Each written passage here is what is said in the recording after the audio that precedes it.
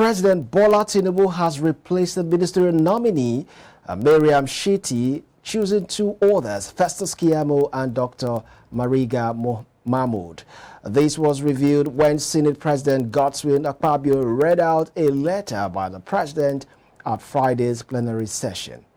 This came moments before the fourth round of screening commenced, with a former governor of Osun State, Adegboyega Oyetola, who mounted the podium at about 12:14 p.m. Those awaiting screening also include former governors Simon Lalong for Plateau State, Bello Metawali, Zamfara State, and Atiku Bagudu, Kebbi State, among others.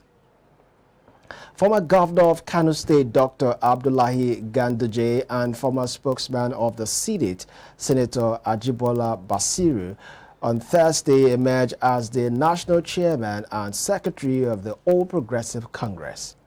They were also ratified at the National Executive Committee meeting of the party, attended by President Bola Tinubu and other top leaders of the party in Abuja.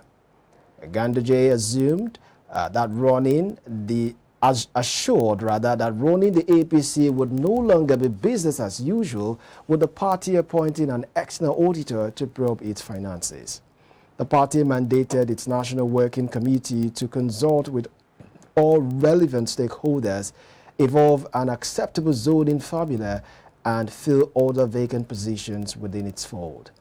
Speaking at the event, President Bola Tinubu, who described the election that brought him to power as one of the fairest and fairest in Nigeria's history, said those who cannot accept such results do not deserve the joy of victory.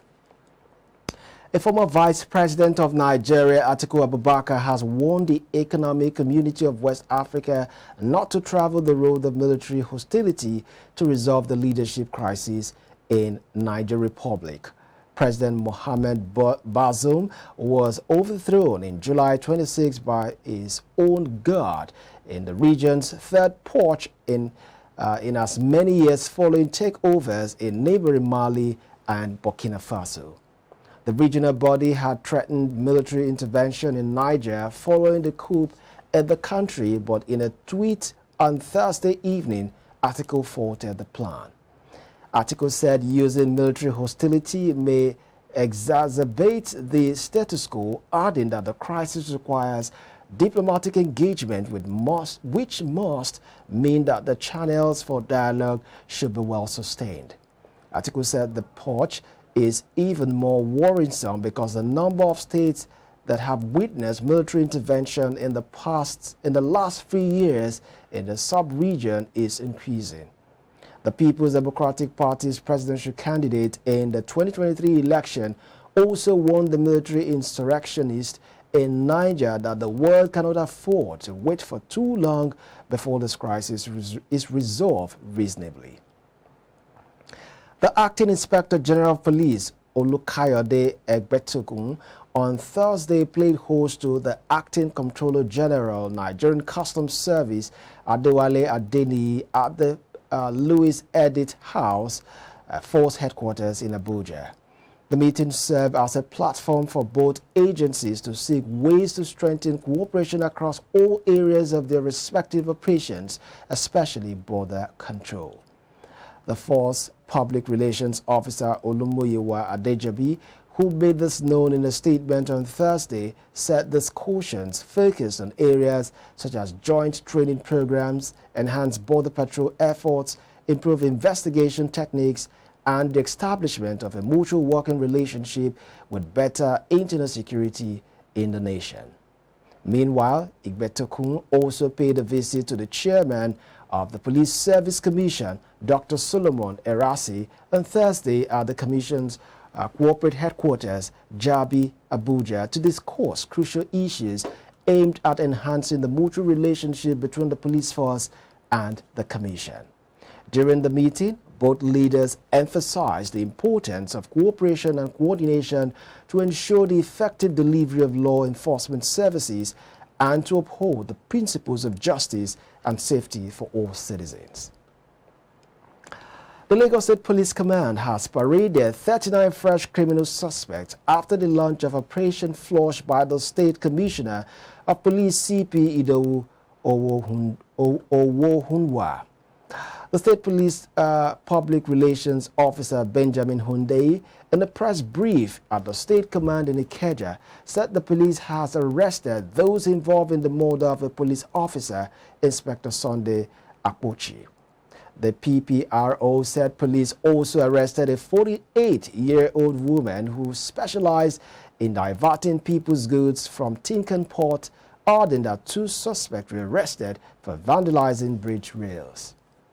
The Lagos State Police image maker said armed robbery suspects around Orile were arrested after raiding a location known as White Sand, while at Isheri, the command arrested some drug peddlers.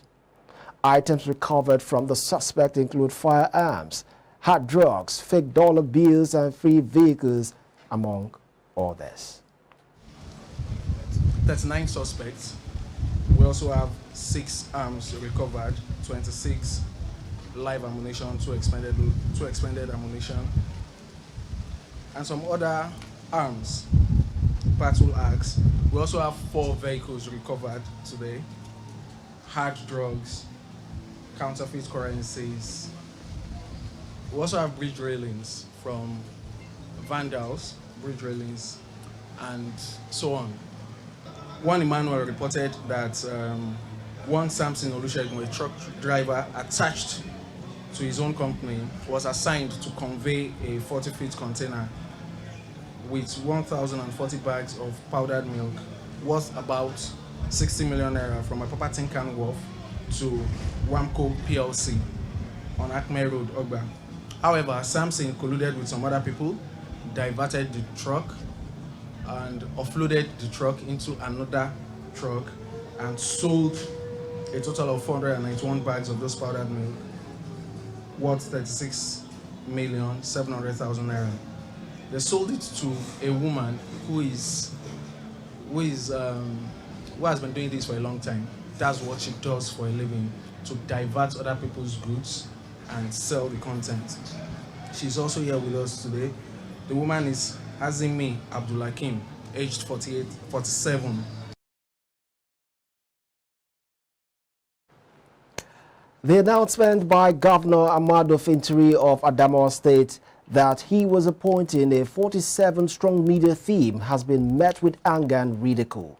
Ahmadu Fintiri's tweet listing all the names has been viewed 1 million times according to social media sites. There are 2 special advisors, 10 senior special assistants, and 35 special assistants social media and content creation. The governor tweeted that he is confident that the diverse and talented team will play a crucial role in enhancing the administration's communication efforts and strengthening public engagement. Reacting underneath, people with laughter emojis and memes have been asking why the needs for such huge group. One person joked that even Nollywood stars do not have such large media teams, while another said the governor wants to open a media production company to rival Universal Studios. In an angry comment, one tweeter asked how the governor planned to reduce the cost of governance with so many advisors on media alone. In line with the new tenure limit introduced for directors in the Federal Civil Service, the Federal Ministry of Finance has ordered that all its directors who have spent 8 years in the directorate cadre to tender their notices for early retirement. The memo signed by the Director of Administration of the Ministry, Mariya Rufai, which was dated August 3, 2023, was addressed to all directors and heads of units of the ministry. The Office of the Head of Civil Service of the Federation on July 28, 2023, launched the newly revised Public Service Rules, which introduced a tenure policy for permanent secretaries. Though the rule states that permanent secretaries will now spend 4 years, it further notes that their tenure is subject to renewal following evaluation of their performances, while directors who have spent 8 years will compulsorily retire after the period. The head of civil service of the Federation, Folashade Yemi Esan, in a memo addressed to all ministries, called for the immediate implementation of the public service rules.